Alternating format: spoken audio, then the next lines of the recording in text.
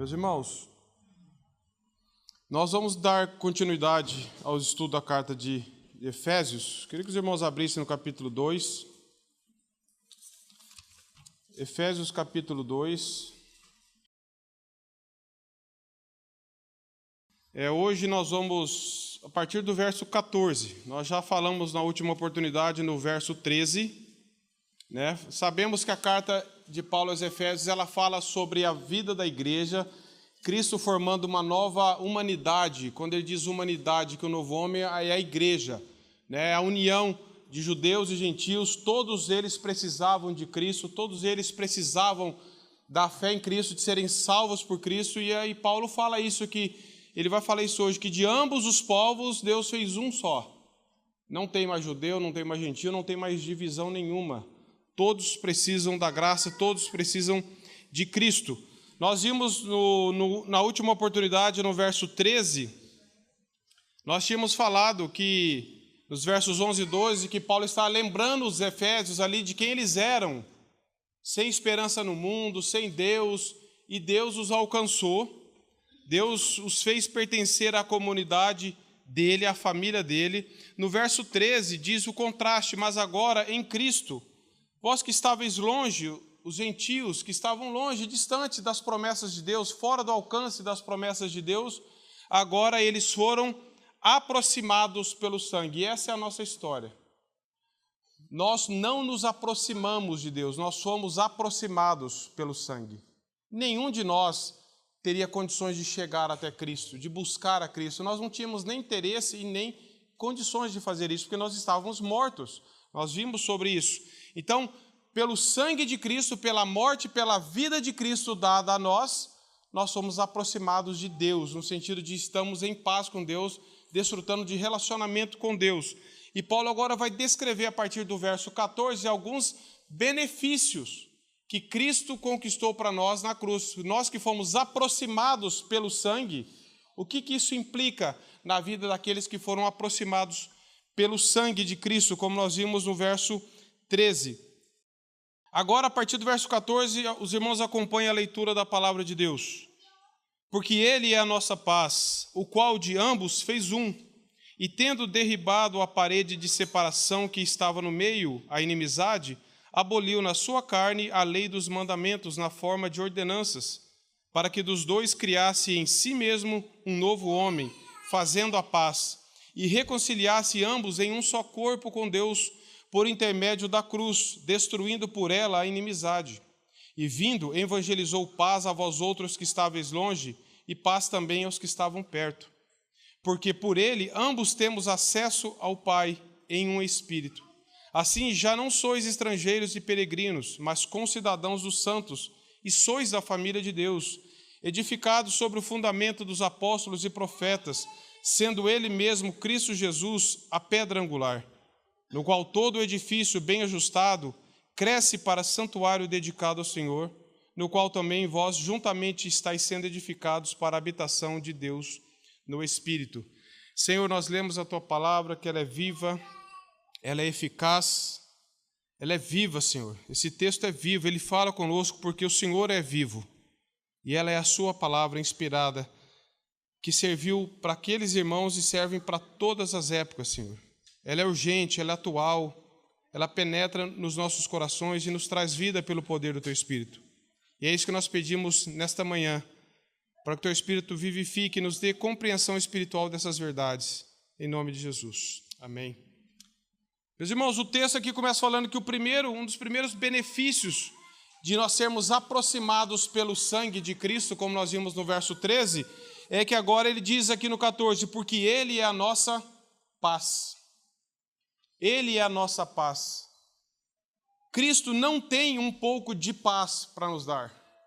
Como se você fosse a algum lugar, me dá um pouco de paz fora de Cristo. Eu só quero um meio quilo de paz. Só para uma linguagem de peso para nós entendermos. Ele é a nossa paz.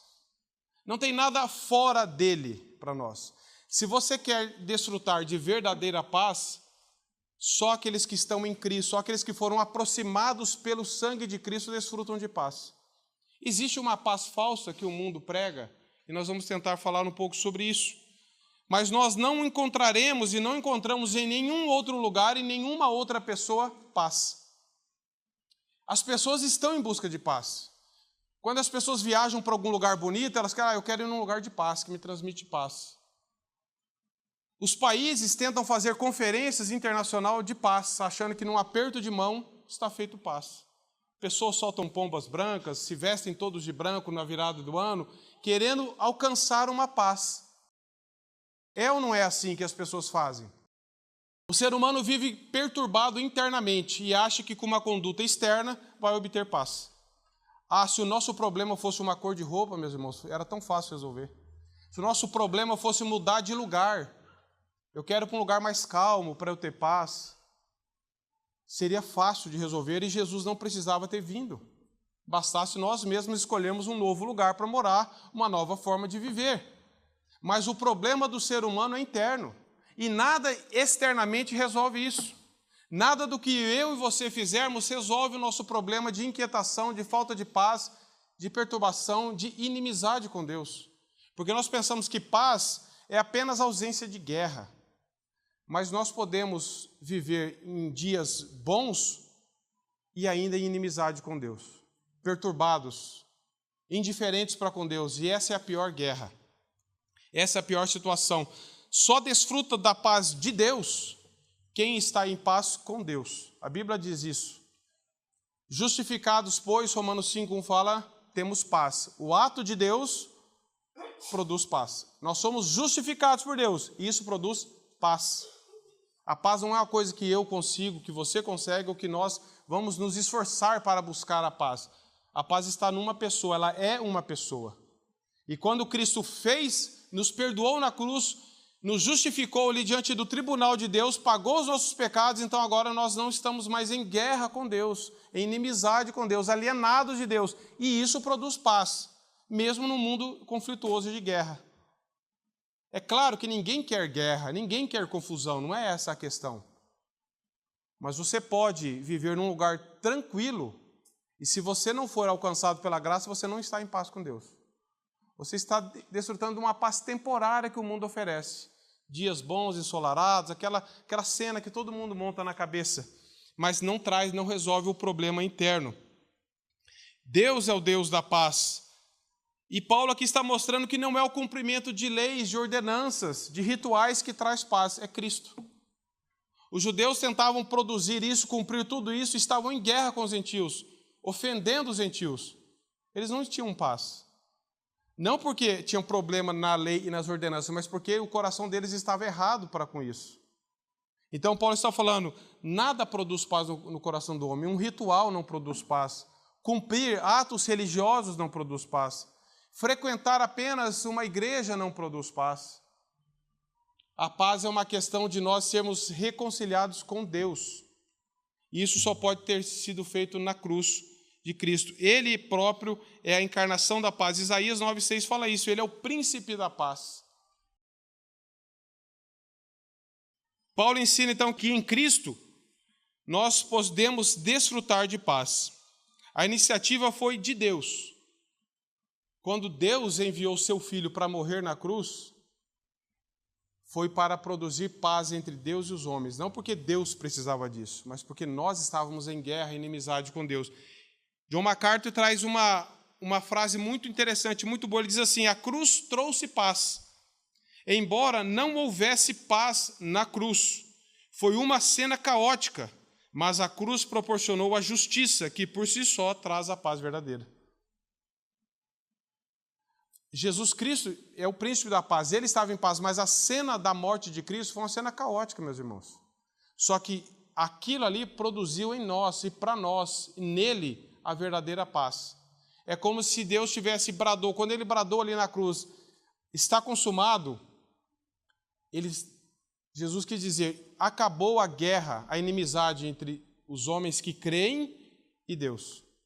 Nós não estamos mais em hostilidade com Deus. Nós que cremos no sacrifício de Cristo, que fomos perdoados, não estamos mais em inimizade. Agora nós desfrutamos de paz, que é o relacionamento com Cristo.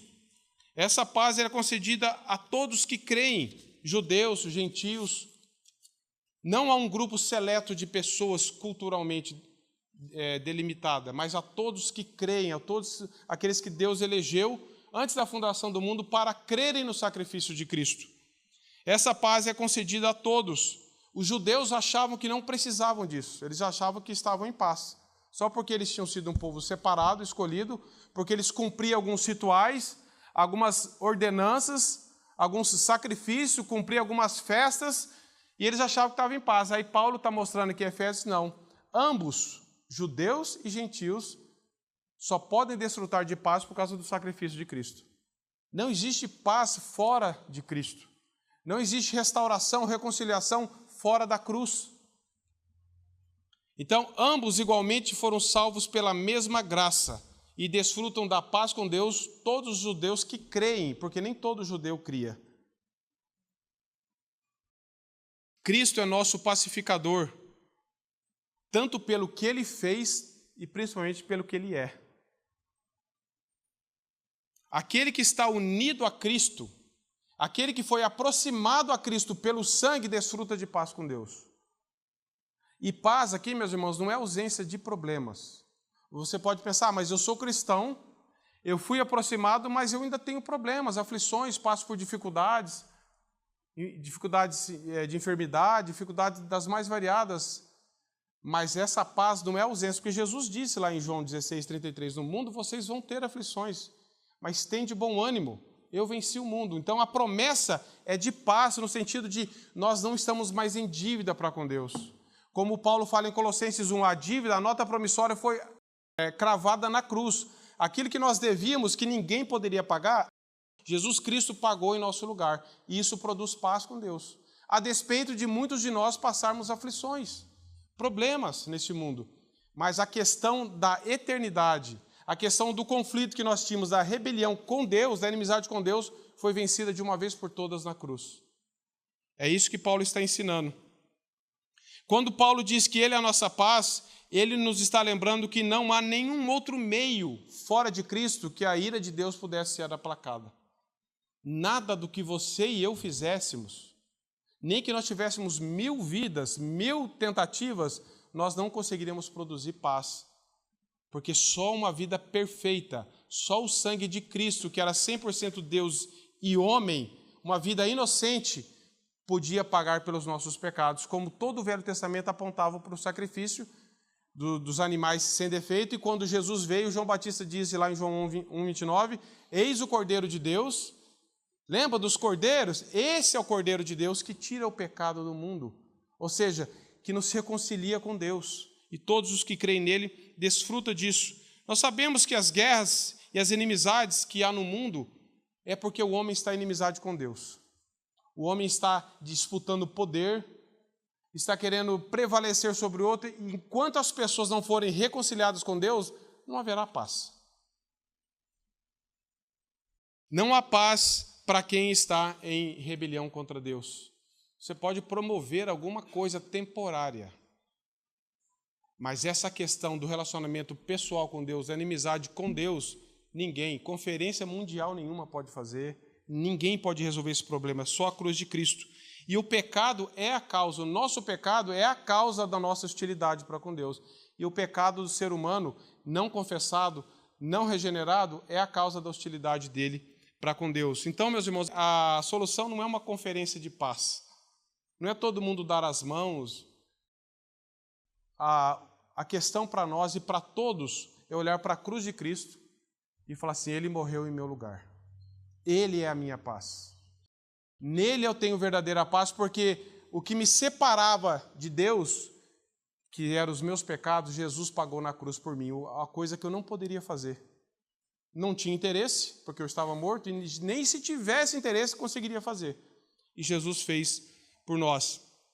Então, paz aqui, para nós guardarmos, é o fim da hostilidade entre nós e Deus, e entre Deus e nós, porque nós estávamos rebeldes para com Deus. Sproul conta um caso muito interessante no livro dele, sobre Romanos. Ele conta que quando ele tinha 6 anos de idade, ele estava jogando bola em frente aonde ele morava. De repente, começou uma correria das pessoas todas gritando. Ele tinha apenas 6 anos de idade. E ele diz que ficou muito assustado, ele tem isso vívido na memória dele, tinha, porque ele já faleceu. As mulheres de avental batendo colheres de madeira no fundo das panelas, gritando de felicidade pelas suas. E ele diz que olhava aquilo e ficava perplexo, não sabia o que estava acontecendo. E aí a mãe dele saiu correndo do prédio e em lágrimas nos olhos gritava: acabou, acabou. E ele não entendia o que ela estava falando. E ela me abraçava e me agarrava, e esse foi a alegria do dia da vitória, com V maiúsculo, o fim da Segunda Guerra Mundial. Isso significava que meu pai, ele falando, havia terminado o seu tempo de exército e poderia voltar para casa com a família. Ou seja, agora desfrutaremos um pouco de paz, porque a Segunda Guerra acabou. Aí ele conta, porém, anos mais tarde, eu estava com alguns amigos acampando e assando uns marshmallows, ele conta, quando um deles começou a falar sobre bomba atômica, sobre coisas que estavam acontecendo em Berlim. Quando os meninos começaram a descrever o que aconteceria se uma bomba caísse em nossa comunidade, ele diz, eu fiquei tão apavorado que eu senti enjoo de estômago e fugi do acampamento e fui embora. Aí ele diz, a Segunda Guerra Mundial foi seguida por muitos anos de Guerra Fria, pelo conflito na Coreia e pela terrível guerra que explodiu no Vietnã. Ele está querendo dizer que a paz para o mundo é essa paz temporária. Acabou uma guerra, mas logo vem outra tragédia. Logo vem outro problema. E aquela paz que eles desfrutaram um pouquinho ali de alegria pelo fim da Segunda Guerra, logo já estava sendo ameaçada por outras guerras, e de fato veio. Então, ele diz que essa paz é que o mundo oferece. Vamos dar uma trégua. Mas logo vem outras tragédias. E o problema do homem com Deus não é resolvido com isso. Então, Paulo está falando aqui que é o fim da pior guerra. Não é a Segunda Guerra, não seria uma terceira guerra. É a guerra que nós estávamos com Deus, que nós nascemos em rebelião com Deus. Essa foi vencida de uma vez por todas na cruz. E isso nos traz paz. Nós podemos gritar como Jesus bradou, tetelestai, está consumado. Nós podemos celebrar isso. Ainda que venham tragédias, ainda que venham adversidades, o problema do nosso relacionamento com Deus foi de uma vez suprido. Nada pode nos separar do amor de Deus. É isso que nos traz paz.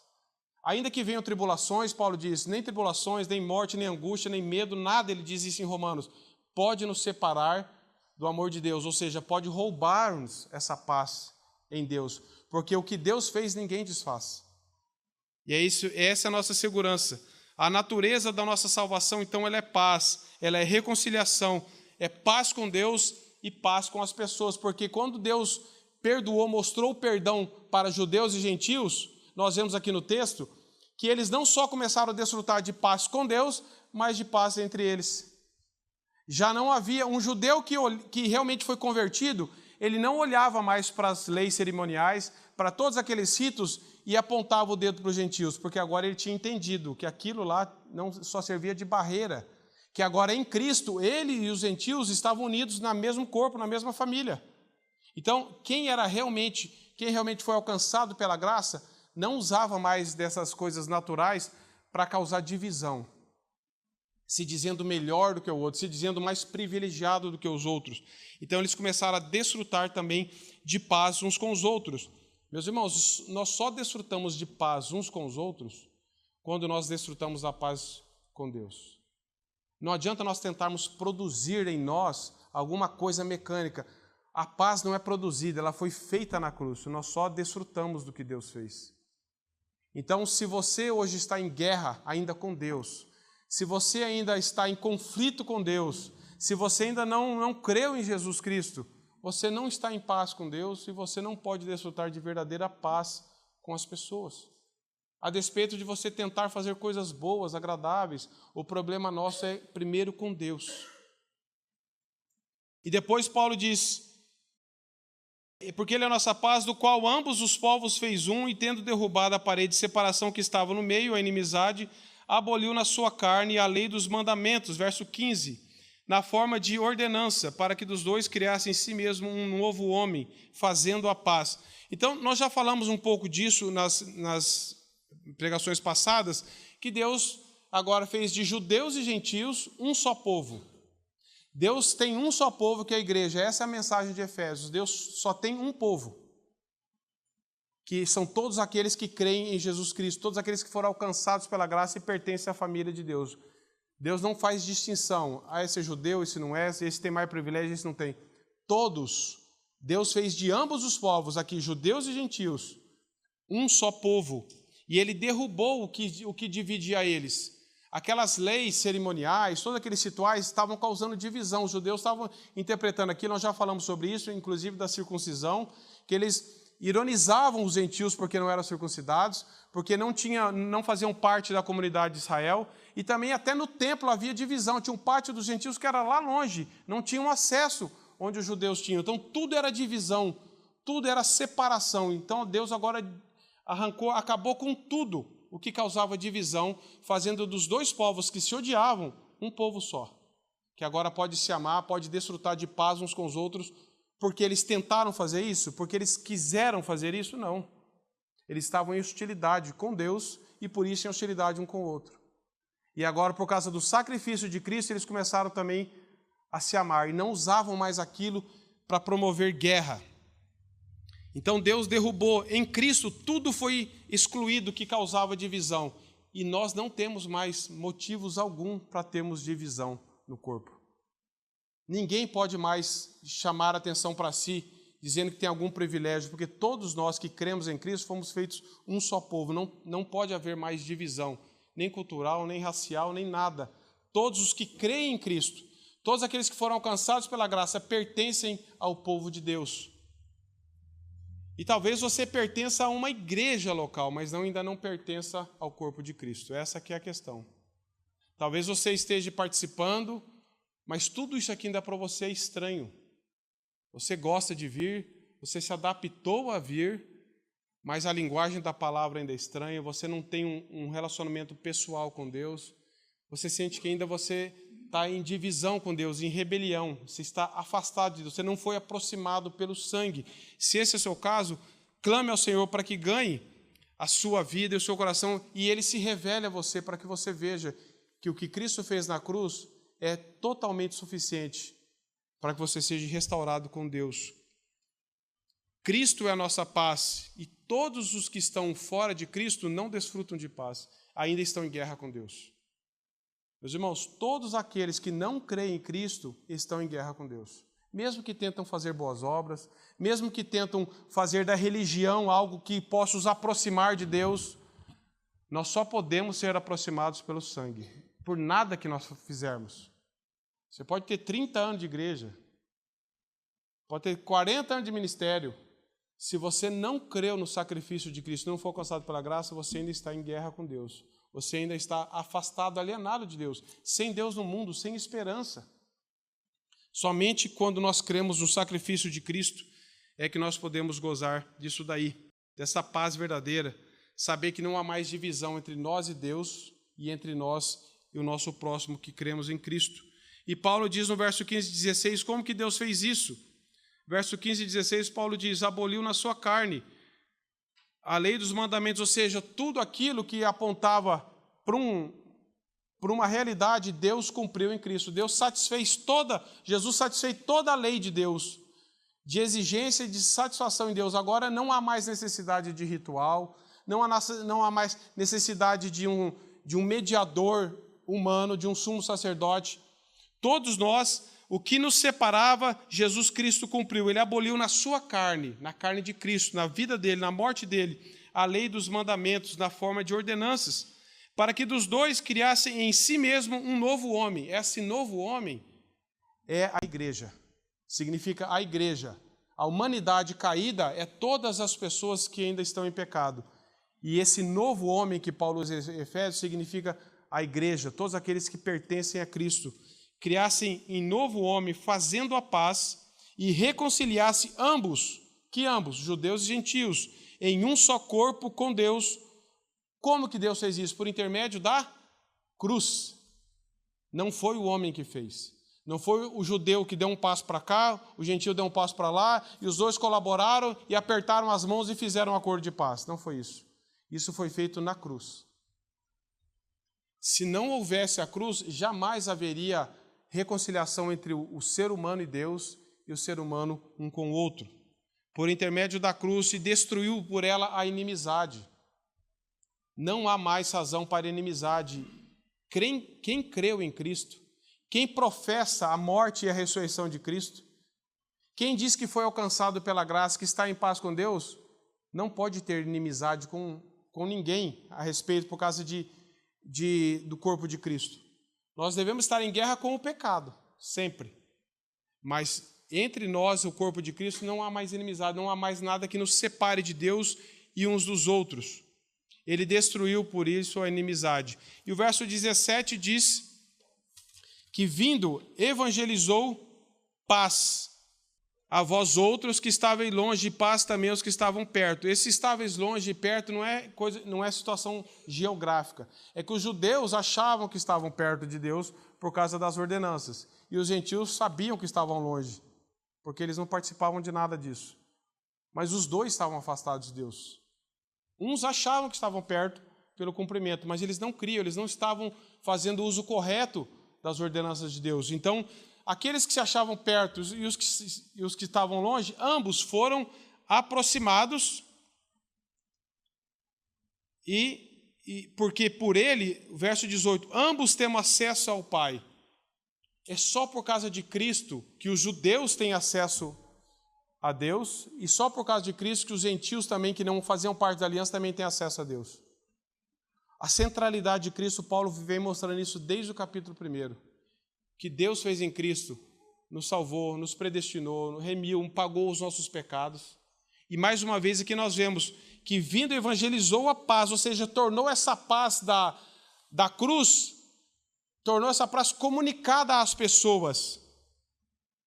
E aos que estavam longe e aos que estavam perto, porque por ele, por Jesus Cristo, ambos, judeus e gentios, temos acesso ao Pai. Meus irmãos, acesso ao Pai é uma verdade tão grande que nós negligenciamos tanto. Porque Deus nos reconciliou, Deus nos justificou, Deus nos perdoou, mas com o fim de nos fazer ter acesso a Deus direto. Hoje não precisamos mais de sumo sacerdote, como antigamente, uma vez por ano, que ele ia expiar o pecado do povo. Se você creu em Cristo, você tem acesso a Deus por causa do sacrifício de Cristo. Você pode orar a Deus, você não precisa pedir para alguém orar para Deus em seu nome. Esse tempo atrás eu ouvi essa notícia, não sei se é real, mas só para nós usarmos, que diz que entre nós e qualquer pessoa existe 6 ou 7 pessoas que nos separam de qualquer pessoa do mundo. Você conhece alguém que conhece alguém que conhece alguém que conhece o fulano. E as pessoas se maravilham disso. E eu fiquei pensando, nós e Deus, o único mediador que tem no nosso acesso para o Deus do universo é Jesus. E nós temos acesso direto a Deus por causa de Cristo. Toda a mensagem, todo o propósito da morte de Cristo foi nos levar a ter acesso a Deus. O autor de Hebreus fala isso. Nos aproximemos diante do trono da graça com ousadia. Você tem desfrutado de acesso a Deus? Você sabe que você pode orar em nome de Jesus, que Deus te ouve? Você sabe que você vive na presença de Deus? Que você não é mais um estranho? Que você não é mais alguém que você fala e Deus não te ouve? Ele nos ouve. Por que nós oramos em nome de Jesus? Muitas pessoas falam, virou um chavão. É porque Deus só nos ouve por causa do sacrifício de Cristo. Ele é o nosso mediador. E quando nós oramos, nós fazemos uma oração que Jesus estaria aprovando. Eu estou fazendo isso em nome de Jesus. Por isso que as nossas orações têm que ser bem bíblicas. Pense você falar com alguém, eu vim falar aqui em nome de fulano. Aí você fala uma coisa que não tem nada a ver com o que o fulano aprovaria. Quanto muito mais sério você fazer uma oração a Deus, eu estou fazendo ela em nome de Jesus. É porque em nome dele que Deus nos ouve, por causa do sacrifício dele, por causa do sangue dele, que nós temos esse acesso. Ter acesso ao Pai é o grande fim e objetivo da salvação. O grande objetivo da salvação é nos levar à presença de Deus. É saber que hoje nós vivemos na presença de Deus e nós às vezes não damos conta disso. Saber que eu tenho acesso ao Deus do universo, ao Deus Criador, Governador. podemos nos aproximar de Deus com confiança. Hebreus 4,16 fala. Que confiança é essa? Em nós mesmos?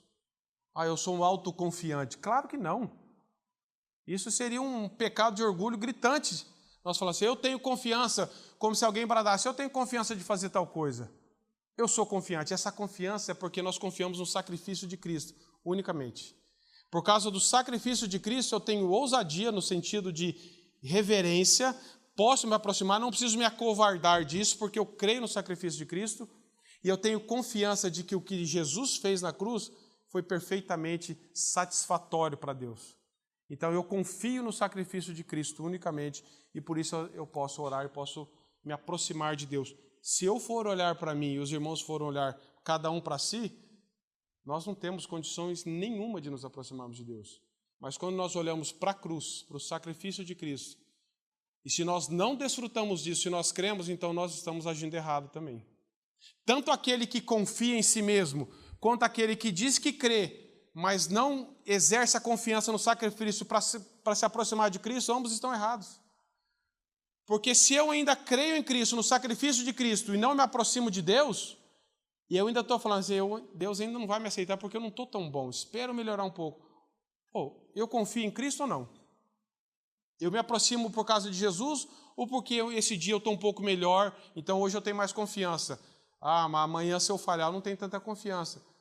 Eu estou colocando mérito em mim.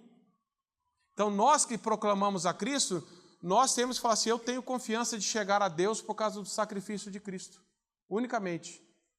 Seja para confessar pecado, seja para adorar, seja para louvar a Deus, é unicamente por causa dele que nós conseguimos fazer isso. Então esse acesso ao Pai é um privilégio e é um fim que a salvação nos proporciona. E ele diz aqui, nós fazemos isso em um Espírito, pelo Espírito Santo que nós podemos fazer isso. É na força e na capacidade do Espírito Santo. Não olhe para você. Não tente buscar forças em você, mérito em você, capacidade em você. Busque em Cristo, através do Espírito Santo. E assim, o verso 19, ele diz, assim já não sois estrangeiros e peregrinos, mas, olha a conjunção de novo, mas concidadãos dos santos e sois da família de Deus.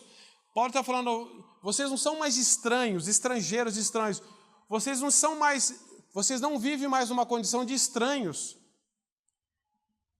com aquela sensação que vocês não pertencem àquele povo. Um estrangeiro, ele está ali, mas ele tem a sensação que ele não pertence àquele povo, que aquele lugar, vocês não são mais estrangeiros e peregrinos, agora vocês fazem parte da família de Deus, mas vocês são concidadãos, ou seja, vocês pertencem a uma comunidade. E ele está falando, e Paulo aqui é interessante que ele está falando assim, vocês não são concidadãos israelitas. Ele está falando, vocês são concidadãos dos santos, de todos aqueles eleitos que foram salvos e pertencem à mesma família de Deus. Paulo está tirando a distinção de gentil e de judeu. Agora os gentios são israelitas também, não. Agora todos, judeus e gentios, pertencem a uma família, que é a família cristã dos eleitos de Deus. E vocês sois concidadãos dos santos, sois da família de Deus. Meus irmãos, você já imaginou que Deus, ele poderia, só uma hipótese nossa, ter nos perdoado, falou assim, você está perdoado, mas eu não quero você como filho. Vai viver. Como as absolvições fazem, se você for num tribunal humano, e alguém for absolvido ali de um crime, o juiz, se ele entender que você é inocente, ele vai falar assim, você é inocente, você está livre. Mas ele não vai falar, escuta, faz parte aqui da minha família. Ele vai falar assim, vai embora. Você está livre, mas vai viver a sua vida. Agora, o que Deus fez em Cristo não foi isso. Ele nos perdoou do pecado, ele nos tirou da condenação eterna e ele ainda nos adotou para a família dele como seus filhos. Isso é muito mais do que apenas perdoar. É adotar o criminoso, o condenado à família. Falar, agora eu quero ter comunhão com você. Mas por quê? Porque agora eu virei boa pessoa? Não, porque agora você foi salvo e regenerado pelo sangue do meu filho. Então pense o privilégio que nós temos da família de Deus. As pessoas hoje estão todas querendo pertencer à família. Você vê vários grupos essa é a minha família, porque eles pegam coisas incomuns que fazem e falam, agora achei minha família, é um hobby que todo mundo curte. Aí Deus está falando, nós somos da família de Deus. Mas parece que isso aí não faz importância. Nós precisamos olhar uns para os outros e falar assim, todos nós estávamos condenados. E todos nós que cremos, fomos perdoados pelo mesmo Pai e adotados na família dele. Agora nós somos irmãos. Isso é mais forte do que os laços de sangue. Nós somos da família de Deus. E ele diz, verso 20, edificados sobre o fundamento dos apóstolos e profetas, sendo ele mesmo, Cristo Jesus, a pedra angular. Nós somos edificados, nós estamos em crescimento. E Paulo fala, edificados como? Jesus escolheu os apóstolos e tinha os profetas do Velho Testamento e do Novo Testamento, que eles formaram a doutrina da igreja, eles formaram a doutrina cristã, inspirados pelo Espírito Santo, e nós somos edificados pela doutrina. Se os irmãos lerem Atos 2,42, fala isso. E tinham em comunhão e se perseveravam na doutrina dos apóstolos. Daqueles apóstolos, eram aqueles que viram a Cristo, que foram chamados por Cristo. E diz aqui o texto que nós somos edificados sobre o fundamento bíblico daquelas pessoas que testemunharam Cristo, ensinaram sobre o próprio Cristo, e dos profetas, sendo ele mesmo, quem? Cristo Jesus, a pedra angular. Pedra angular aqui, meus irmãos, ou pedra de esquina, ou pedra fundamental, é aquela pedra que, para nós entendermos como um arquiteto coloca ela no lugar estratégico, ela une todas as coisas e por ela todo o edifício é sustentado. Que sem ela não existe parede, não existe teto, não existe nada. Cristo é a pedra de esquina, a pedra fundamental. É sobre ele, sobre Jesus Cristo, que toda a igreja está firmada. Por isso que a igreja passa por adversidade, passa por problema, passa por perseguição, mas nunca vai acabar. Por quê? Porque está firmado em Cristo. Então, ele é a pedra fundamental, ele é a pedra de esquina, é sobre ele que todos nós, Deus usou os apóstolos e os profetas para ensinar a verdade, mas todos nós estamos fundamentados na pessoa de Cristo. Por isso que nós temos confiança e esperança, não é por causa de nós, é porque o alicerce é inabalável, o alicerce é indestrutível, que é Cristo.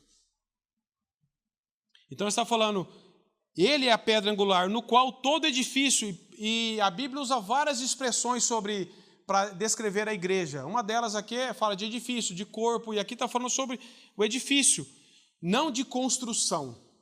Esses dias, lá dando aula na escolinha lá da CCL para as crianças, eu levei duas figuras. Eu levei um prédio que parece uma construção de igreja tradicional, vazia, sem nada, e levei uma outra figura que tinha um monte de pessoas reunidas, estudando a Bíblia. E eu falei assim, o que é isso aqui? Para construção vazia. Igreja. Isso aqui. Um monte de gente. Então eu pude trabalhar com eles que igreja, o que para muitos de nós também ainda é assim.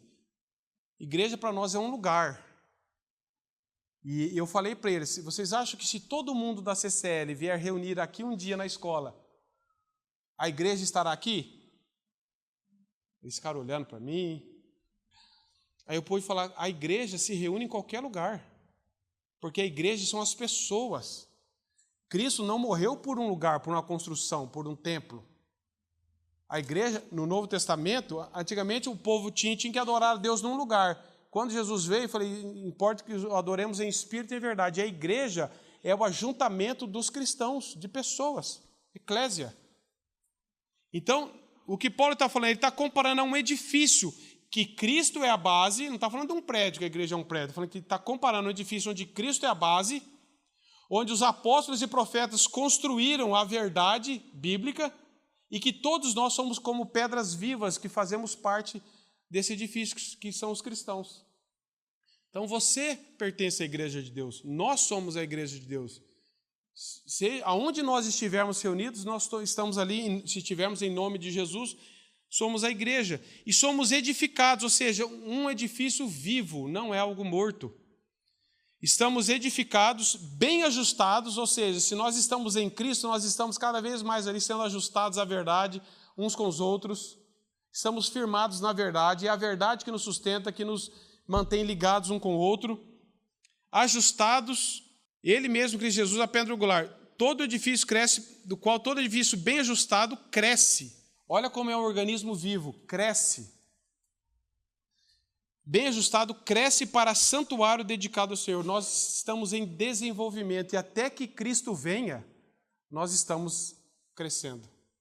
Não apenas em número de pessoas que Deus está chamando os seus eleitos ao longo do tempo, mas como cristãos estamos crescendo também, sendo edificados por Cristo, pela doutrina dos apóstolos, pela verdade que nós aprendemos. Estamos em crescimento, estamos sendo edificados. E ele termina, no qual também vós juntamente estáis sendo edificados para a habitação de Deus no Espírito. Vós, judeus e gentios, estáis sendo edificados cada dia mais para crescermos na habitação, como habitação do Espírito. Então, meus irmãos, a verdade que nós devemos pensar hoje sobre esse texto: você faz parte da comunidade cristã de Londrina? Talvez sim. Só olhar no hall de membros. Mas a questão não é essa. A questão é: você faz parte da igreja de Deus? Você faz parte desse edifício? Você tem a sua vida fundada na obra de Cristo? Você desfruta de paz com Deus? Não por aquilo que você faz, desista de fazer qualquer coisa para atrair a paz de Deus.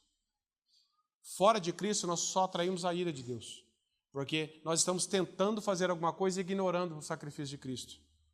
Mas se você creu em Jesus, se você foi alcançado por essa graça, você sabe do que eu estou falando, porque a Bíblia diz que o Espírito de Deus testifica com o nosso Espírito que nós somos filhos de Deus. Não tem como você apresentar uma carteirinha: eu sou crente aqui, ó. E você imprimir o negócio. Não tem jeito.